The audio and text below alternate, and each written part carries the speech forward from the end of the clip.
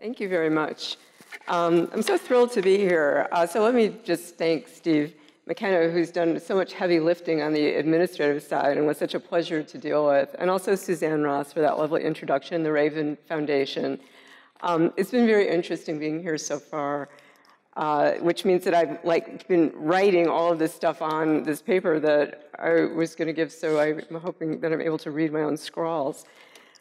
I titled this paper, The Scapegoat Whisperer, on the model of the horse whisperer, meaning a trainer with a special empathy for the motives, needs, and desires of horses, drawing from insights into equine psychology.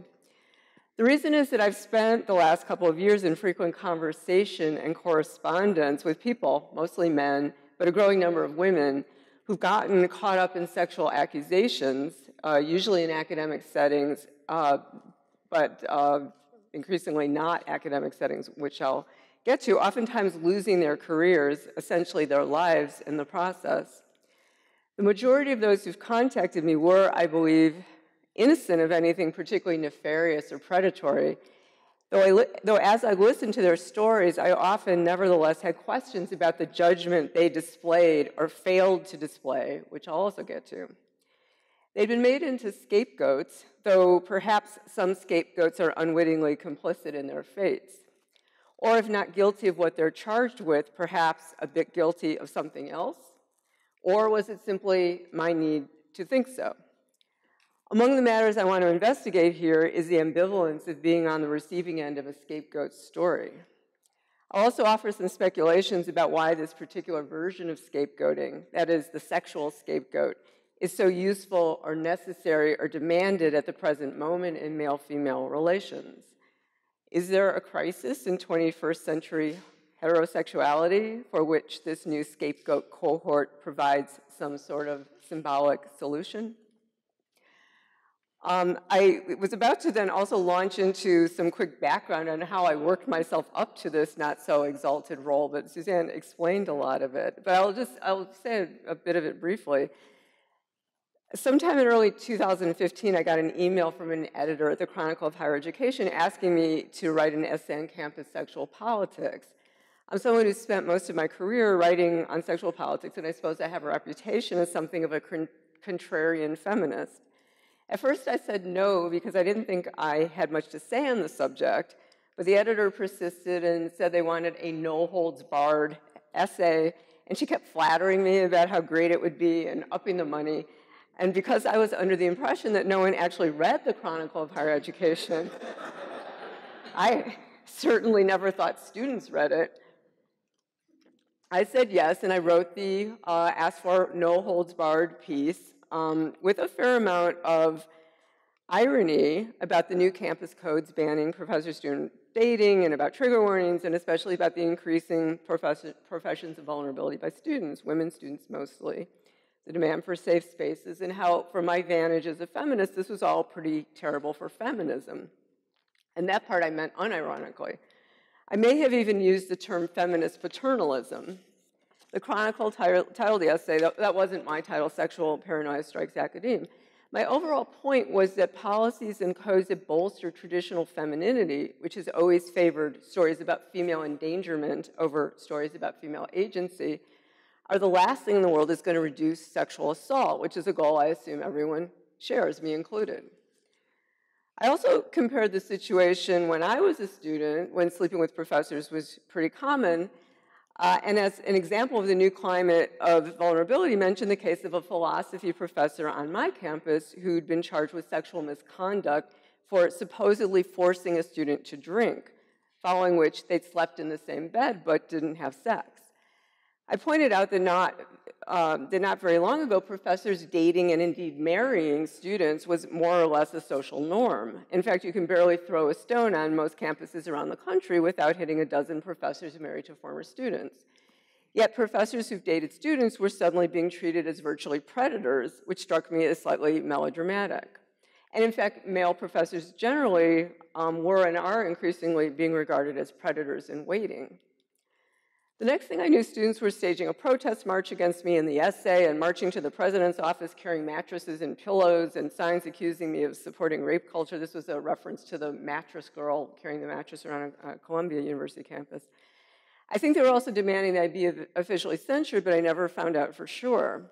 Then, as you heard, I was brought up on Title IX complaints by 2 graduate students for creating a hostile environment, among other things. To make a protracted story short, I went through a 72-day investigation by a team of outside lawyers hired by my university and was eventually found not guilty of anything. So just in case there are non-academics here who have no idea what Title IX is, the backstory is that in 2011, the Obama administration, Department of Education, expanded Title IX's mandate beyond gender discrimination, such as funding for women's sports, to incorporate sexual misconduct, everything from sexual harassment to coercion to rape, and also dictating that the campus adjudications use the lowest possible standard of proof, what's called preponderance of evidence, or as it's sometimes described, 50-50 plus a feather. How that feather of preponderance is arrived at in too many cases I've since learned about is via crude gender stereotypes about men as eternal predators and women as passive and desireless. And most of the time, these findings rely on complete guesswork. But back to my story. I will say that between the protest march and the Title IX complaints, I started feeling like a detective who's gotten too close to the information someone doesn't want him to have and gets thwacked on the head in a dark alley. It was like I was Sam Spade being warned off the subject, which obviously convinced me that I was onto something and to keep writing more, if only out of stubbornness. Also, I don't think you get whacked over the head when you're wrong. It happens when you're saying things people don't want you to say. So I wrote a second article titled My Title IX Inquisition. Again, that was a Chronicles title, and eventually a book, Unwanted Advances, detailing what I've learned about the shoddiness and capriciousness of the Title IX process. The effect of going public about the charges against me in the investigation was that it immediately put me on the receiving end of hundreds of emails and documents relating to other people's Title IX cases, some students, but primarily professors who felt they'd been railroaded in campus investigations and had no one else to talk to. My inbox became a clearinghouse for depressing and infuriating tales of overblown charges, secret tribunals, illogical verdicts, and frightening bureaucratic excess. A lot of what I learned was shocking, and I'm not exactly unjaded about institutional power. This story about the excesses and overreach of Title IX hadn't been widely known before I wrote about my case because it all happens behind closed doors and is shrouded in demands for confidentiality, gag orders effectively, enforced with threats about more charges if the accused go public. I suspect that I'm now the world's expert on bizarre Title IX cases brought against professors. At a certain point, I was talking to so many accused professors that every week I started feeling like the official Title IX shrink. I soon learned that when I talked to people on the phone, these conversations could go on for hours. And frankly, I started dreading these calls. Or I'd ask for more details from someone by email and receive thousands of words in response because they couldn't talk to friends or colleagues and they were bottled up with impotent rage. They'd been subject to crazy accusations, had sat through insulting, often completely unprocedural investigations, then threatened not to speak about it to anyone. So that's how my role as Scapegoat Whisperer came into being. Lately, I've been getting contacted by people caught up in Me Too investigations or accusations as well, which I'll get to. As far as the campus stories, many of them were quite astounding in ways that bear some thinking about. Let me give you a flavor of the kind of story I was hearing. This one was told to me by a tenured professor at a major public university. I'll call him Dave. I'm going to go into a bit of detail here because the details actually fascinate me, and I hope you. It's also a glimpse at how modern bureaucracies lend themselves to what would otherwise seem like an antiquated ritual, the scapegoat mechanism.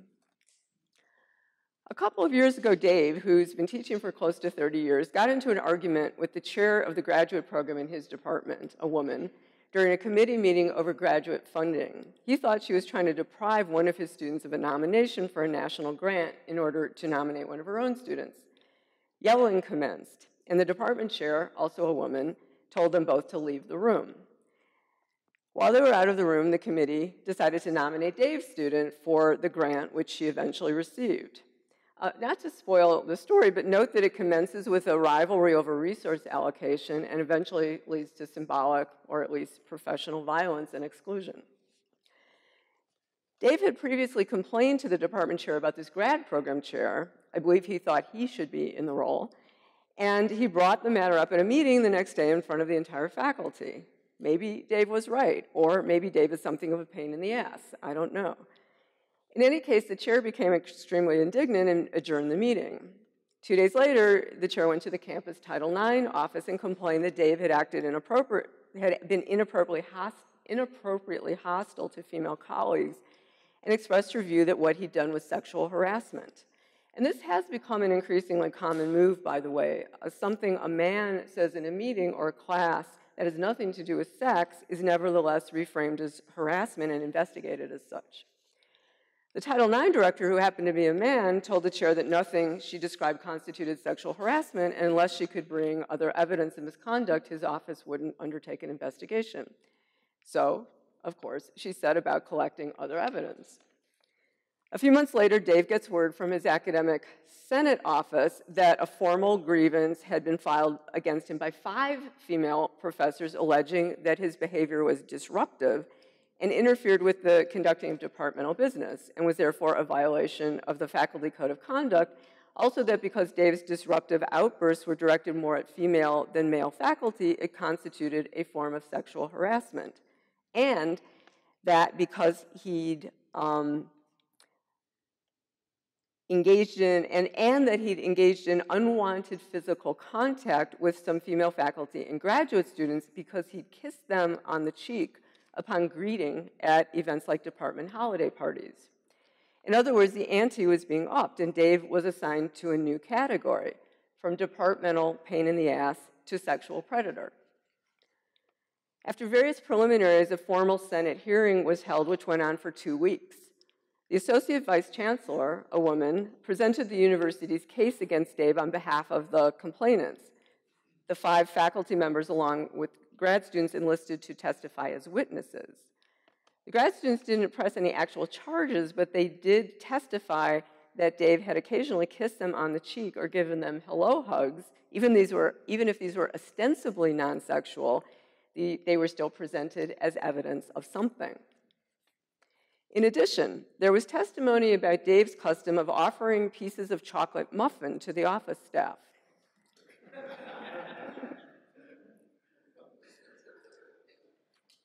The campus bakery happened to make really good, really large chocolate muffins, which Dave loved, but he couldn't eat a whole one. On those mid-afternoons, when he was in his office and feeling hungry, he'd go to the bakery and buy one, divide it into quarters, take 1/4 for himself, and offer the remaining 3/4 to members of the office or library staff, which included both men and women. Sometimes people turned him down, but usually not. At his hearing, a couple of his accusers claimed that offering muffins to the female staff constituted a form of inappropriate and sexually suggestive behavior. You're laughing. When asked by the committee how offering a muffin could be construed as inappropriate, his accusers claimed that a chocolate muffin is a surrogate form of fecal matter, and that Dave was, in the words of one, essentially telling the staff to eat my shit.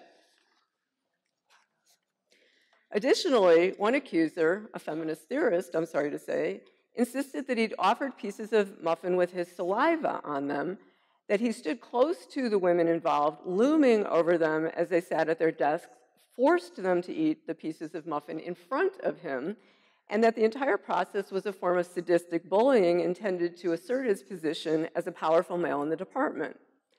When pressed, the accuser admitted that she herself had never personally seen him offer muffins to any members of the staff. The transcript of the hearing ran 1,200 pages. The hearing committee cleared Dave of the sexual harassment charges, but found him guilty of disruptive behavior. It recommended that he receive a letter of censure, undergo anger management training, that his salary be docked 10% for 1 year. Then it was up to the chancellor, a man, to make a final adjudication. He followed the recommendation of the Senate committee, except he docked Dave's salary for 2 years, not 1. Then Dave's dean imposed additional sanctions, even though this was unprocedural.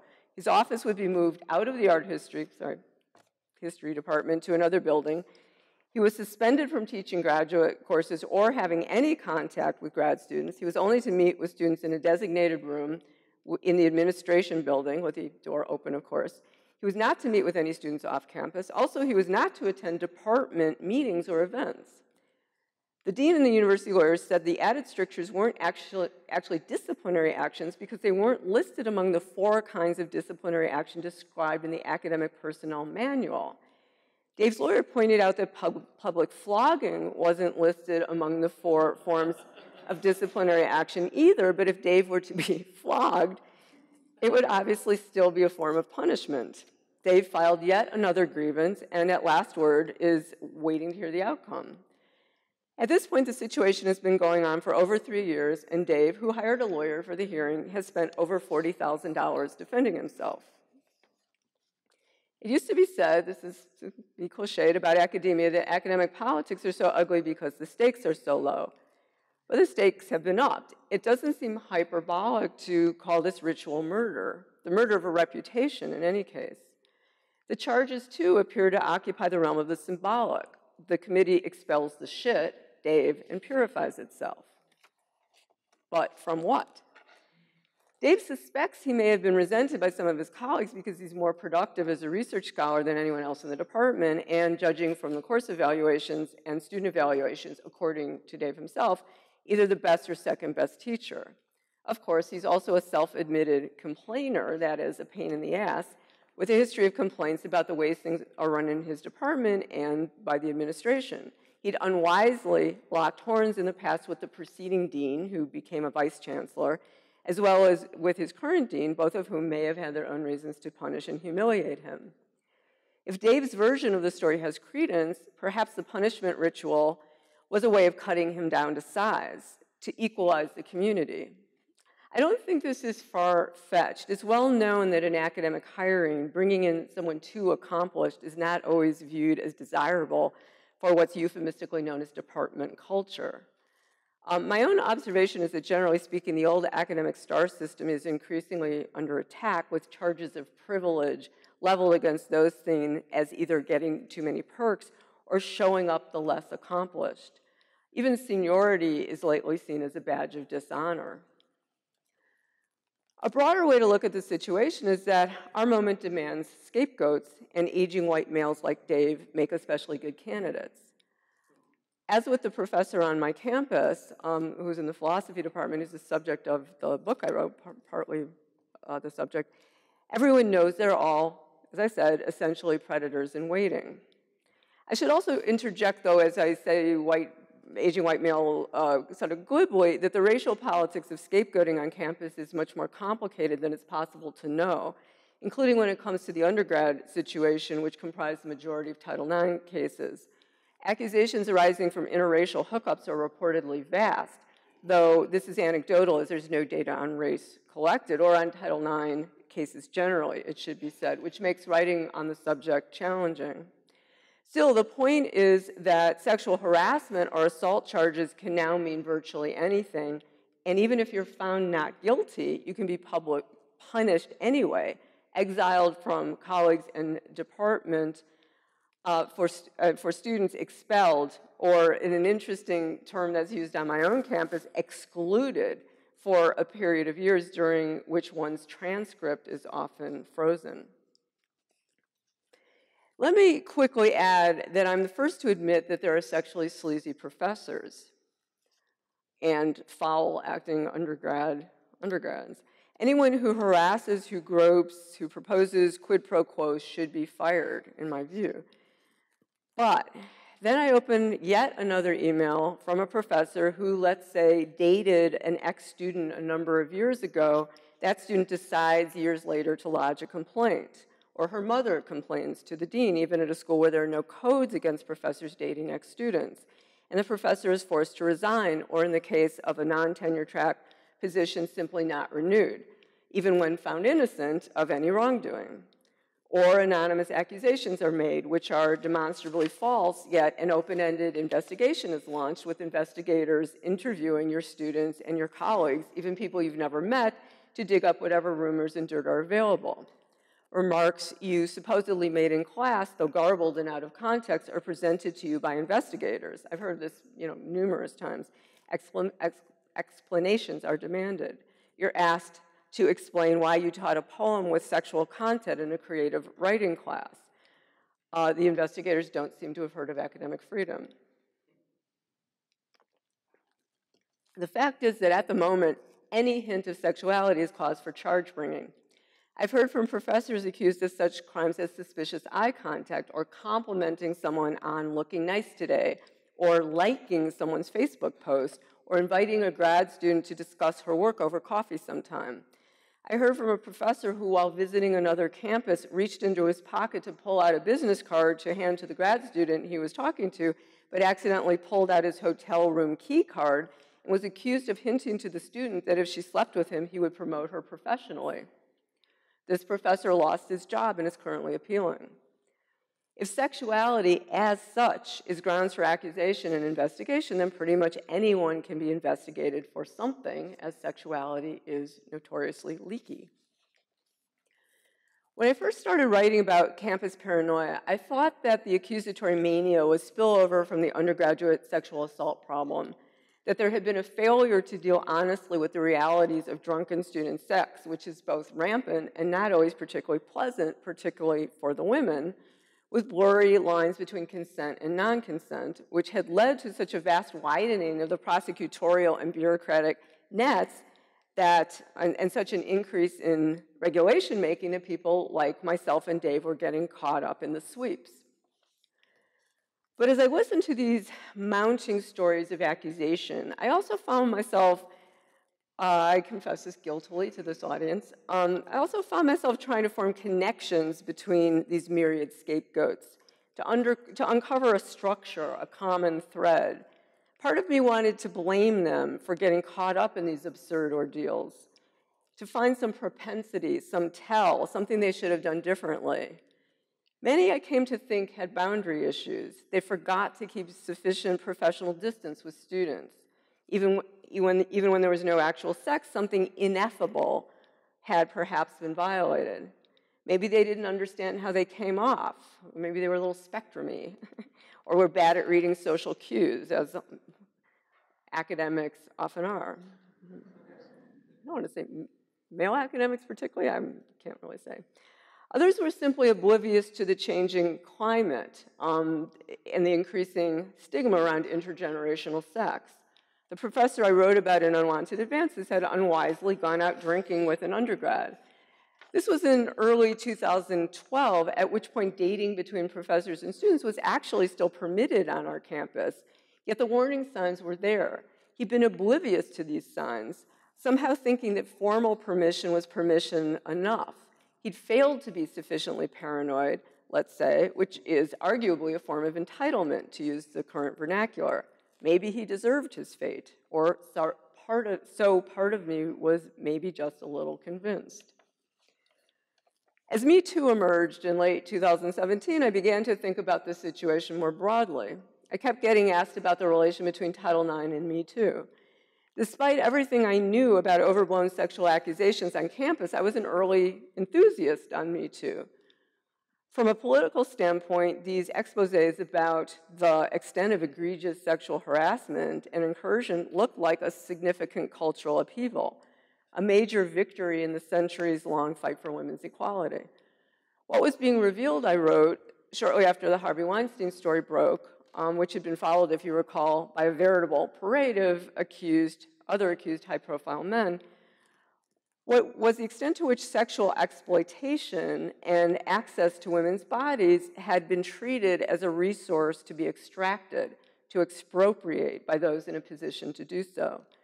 It turned out that in the tallest skyscrapers and plushest hotels of the most advanced economies, men in positions of workplace power had been acting the part of feudal lords, demanding droit de seigneur from their vassals, in this case their female employees, and others wishing entree to their fiefdoms.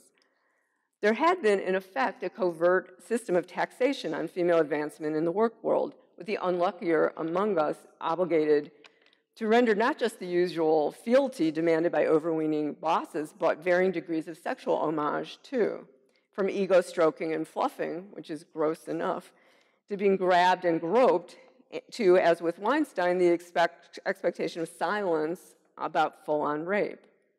If the basic premise of liberal democracy is to own one's own person, clearly women had not yet advanced to full citizenship. Harvey Weinstein was and continues to be a wonderfully convenient monster. The world could unite around his monstrousness and see his takedown as justice served, men and women alike. He could solve the problem. To begin with, he looked and acted the part. Fat, gross, infantile, rageful, rapacious, and amoral, and it appears a serial rapist. When he wasn't physically forcing women into sex, he was coercing women into sex. He offered monstrously laughable excuses about having grown up in different times. Monstrously, he tried to align himself with the spirit of '68. He was just one man, but the crimes of which he'd been accused spanned decades. His accusers now number around 90. As sexual monsters go, he was a pretty energetic one. That said, I suspect that when and if criminal charges against him go to trial, we'll be confronted with some uncomfortable ambiguities between consent and non-consent. His defense will be that women agreed to sex in exchange for anticipated career boosts, and this was their choice, however much we may object to the terms of the bargain. One of the uncomfortable things masked by Weinstein's monstrosity is the question of what is or isn't and isn't a choice in the context of heterosexual relations. On the one hand, male social power, on the other hand, the commodified female sexiness that the movie industry is built on and that propels some women to power and fame. But it turned out that Weinstein's expose and expulsion weren't actually sufficient to restore gendered peace. If anything, it widened the rift, triggering the necessity and appetite for more takedowns. But neither were the succession of exposed demi-monsters that followed sufficient. The parade of powerful men whose bad behavior in the sexual realm might have gone unremarked on 20 years ago, but were now deemed shocking and career-ending. Which is not to say that each tale that came tumbling out wasn't more sordid than the last, infinite variations on the theme of sexual scumminess. Yet, such behaviors had never been exactly secret. But the frame had shifted. The handsy boss, the lewd entreaties, the casting couch were no longer going to be business as usual. Yet, the appetite for takedown still wasn't quelled, signified by the hashtag #TimesUp. Next came a wave of revelations about not-so-powerful men. In my world, there was the shitty media men list, comprised not of big bosses, but editors, book critics, even freelance writers, numbering around 70 men who came under attack for various infractions in a spreadsheet of anonymous accusations posted online. One book editor, someone I used to occasionally lunch with, was accused of weird lunch dates. Someone else of sending creepy text messages when drunk. The enumerated crimes were varied and infinite. A number of the accused men lost their jobs, those who had actual jobs, in the wake of formal investigations. Some for outright harassment, others for sleeping with people lower down on the pecking order, others for creating what were referred to as hostile environments.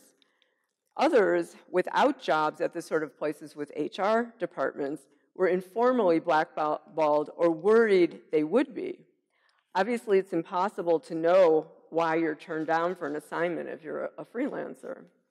I was contacted by a freelance writer who'd been anonymously accused on the shitty media men list he was accused of being sexually coercive and possibly even a rapist. He said he'd never raped anyone. In fact, he confessed, this was more than I wanted to know, that he didn't actually like sexual intercourse. He was into other things, but there was no way to clear his name. He tried writing a piece about what it's like being subject to anonymous and not disprovable accusations, but no one would publish it. Or they'd say they would publish it, then it would mysteriously get killed. He solicited my feedback. The piece was painfully terrible. It may be that there's no artful way to write the story of wrongful accusation. Or it may be, I found myself guiltily thinking, ungenerously, that the sexual blurriness that characterized his interactions with women defeated narrative clarity. In fact, I've been sent other such manuscripts by accused professors, which were also quite terrible, with the exception of this chocolate muffin story. I suspect the only reason I was able to pull it off in my Title IX piece in the Chronicle was that I had the luxury of not taking the accusations seriously. I could adopt a comic tone. These people were saturated in grievance, which is not a compelling literary mode. Of course, in the wake of such accusations, even ones made anonymously, the accused person is expected to simply disappear, and most have complied, though online sites are lately full of reported sightings of those who haven't sufficiently disappeared. Charlie Rose was spotted at a Midtown restaurant, shockingly. The accused writer Tao Lin, who was the subject of an online expose by an aggrieved ex, this was previous to Me Too, but it was a sort of scandal that rocked the alt-lit world, has actually dared to write another book. A recent article in BuzzFeed was titled, quote, "What are we to make of Tao Lin's comeback?" More recently, Junot Diaz retracted his previous apologia after being accused of forcibly kissing a younger writer, and none of his employers, which include MIT and the Boston Review, saw fit to fire him over the charges, leading to much consternation in the world of online feminism. Some have speculated it marks a turning point. We'll see. To be sure, many commentators have been concerned about collapsing degrees of culpability together, groping into rape, Al Franken into Harvey Weinstein. Not everyone sees it that way. From the standpoint of accusers, I surmise, the culprits aren't just individually culpable, they're also collectively culpable. So the specifics, collectively culpable and empowered by the systematic exploitation of women. So the specifics or precise degree of guilt or innocence isn't the point. These are systematic issues, not one guy's fault. There's a collective culpability for sexualizing workplaces, creating an inhospitable climate for female advancement, for implicit and explicit sexual coercion, favoritism toward women underlings who played along, and more and worse. Just to be clear, I mean, that was me sort of talking in the voice of the accusers. Just to be clear, I'm not necessarily disputing that any of this is true, or isn't true, I think is what I mean to say. Even I, who thought I was unshockable, have been stunned at the blatant sexual sleaziness and outright criminality that have been par for the course. It's an interesting situation to try to conceptualize. There are clearly valid reasons for sexual suspicion, perhaps even sexual paranoia, and at the same time, a vast scapegoat production line. Of course, the grounds for sexual suspicion have been true for a long time.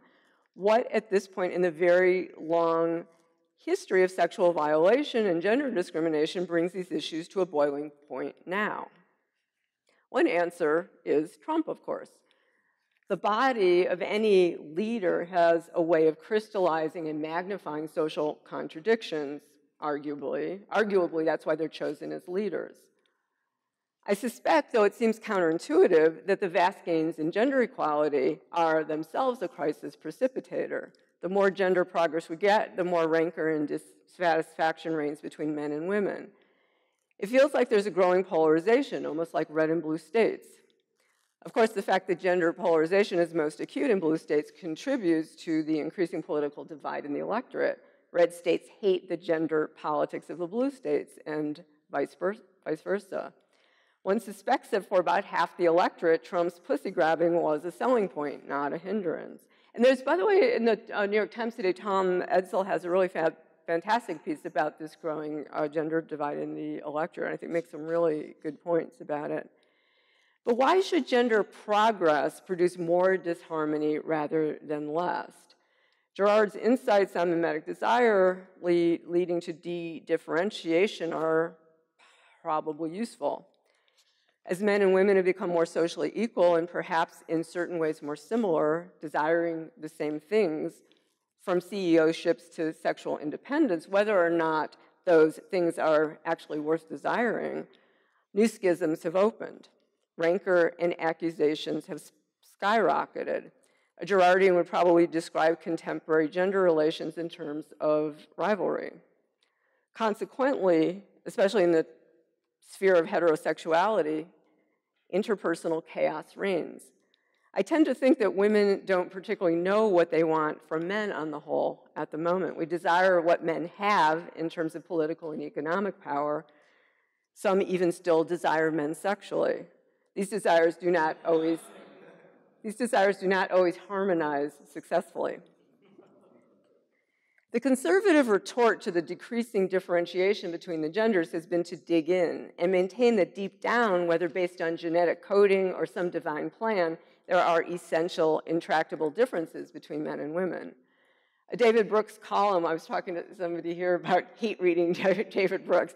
David Brooks' column last week titled "The Gender War is On and Fake" asserts, hopefully, that even in Nordic countries where gender equality is highest, unexpected differences have opened between men and women. What he says some call the Nordic paradox, meaning that when given a choice, women choose to drop out of the workforce.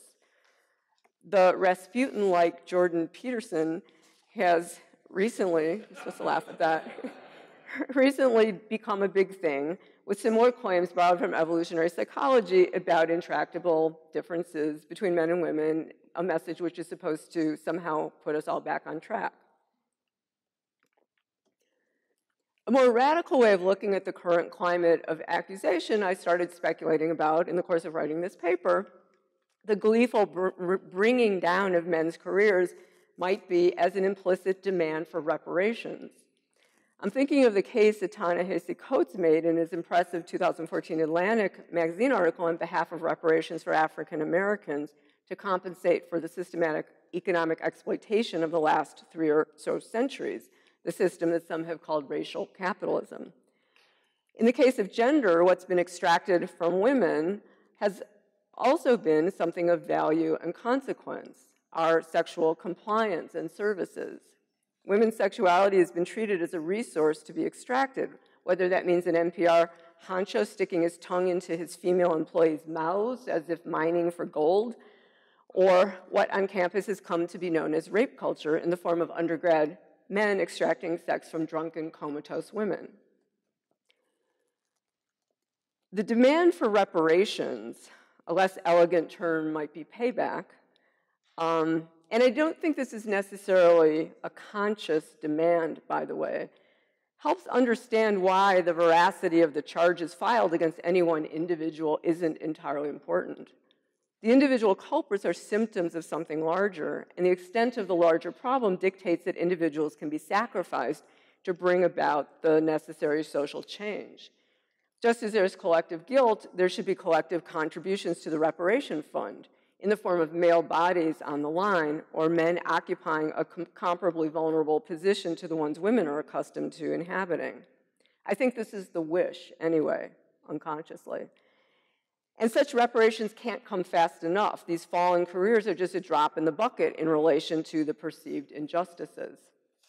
This is me reading the tenor of the times. Not just a scapegoat whisperer, a Twitter whisperer. Indeed, it transpires that one monster was hardly sufficient. Our current problem is that no matter how many culprits, the guilty, the perhaps not so guilty, are brought down, the crisis persists. It gapes. The community is running out of monsters, running out of demi-monsters too. The solution? Expand the criteria for transgression, lower the bar, allowing more culprits to be caught and expelled, which is roughly where we are now. On campus, having drunken sex if you're a male undergrad, off campus simply being a jerk on the job, which means pretty much every guy on, every guy on campus and every guy in the workplace is a potential criminal. And note that in campus adjudications, in sexual situations where both students are drinking, the one that gets to the Title IX office first is cleansed of any culpability. And that person is, in heterosexual situations, invariably the woman. And as I mentioned before, the preponderance of evidence standard means, as I say in the book, basically an accusation itself suffices as preponderance to push the bar over that 50.01%. It may turn out that the cleansing power of the accusation serves useful purposes when it comes to reorganizing and redistributing power between the genders. What's also interesting is the extent to which typically conservative social institutions like universities and corporations have jumped on the bandwagon, stepping into the adjudication business for what I cynically suspect are reasons of their own. On campus, administrators now far outstrip professors in numbers and power. There's been a vast transfer of power from the faculty to the administration. In the workplace, employers are also now licensed to surveil their employees' social and sexual lives, which they've been happily doing. But weaponized grievances can be deployed by pretty much anyone who knows how to game the system. So can payback. A case in point. Recently, Susanna Walters, a sociology professor and director of the Women's Gender and Sexuality program at Northwestern, and a longtime editor of the feminist journal Signs, published an op-ed in the Washington Post titled, "Why Can't We Hate Men?" which argued against feminists qualifying their anger at patriarchy with phrases like, "Of course I don't hate men." Rather, says Walters, "we have every right to hate you. You have done us wrong." In response, a male professor at the University of Michigan Flint, that is halfway across the country, submitted a Title IX complaint to Northwestern, accusing Walters of violating the school's own discrimination policies, which prohibit discrimination on the basis of gender. Says his complaint, "She has not only publicly demonized and belittled all males at Northwestern University, she called publicly for the universal hatred of men, including all men at your university. That makes Ms. Walters a confirmed sexist and bigot in violation of Title IX." Where will the cycle of accusations end? I hope you Girardians have some answers, because I myself don't know. All I know is that these are exciting times for someone who writes about gender antagonism. Thank you.